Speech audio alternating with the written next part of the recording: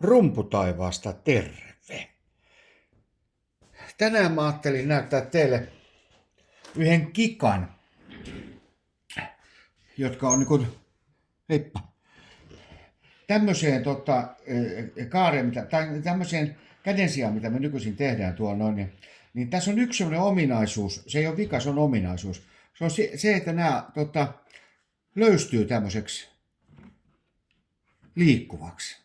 Ei sillä nyt mitään niin sen suurempaa vikaa siinä on, mutta jos te haluatte, että se on kiinteä, niin se tapahtuu näin. Mä otan tuolta rätin jo valmiiksi tuohon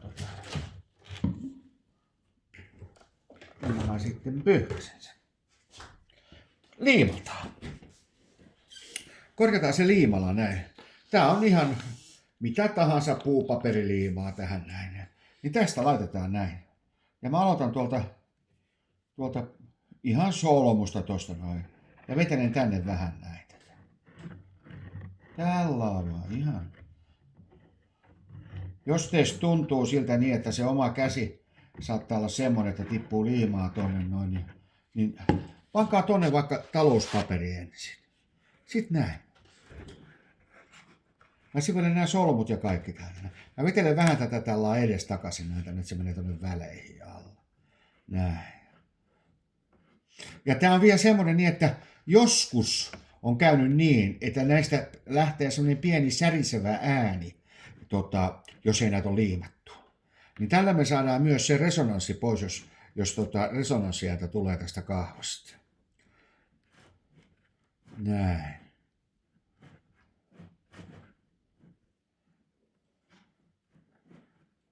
Nyt se on sinne hierattu. Ja sitten mulla on tämmönen pieni rätinpalanen.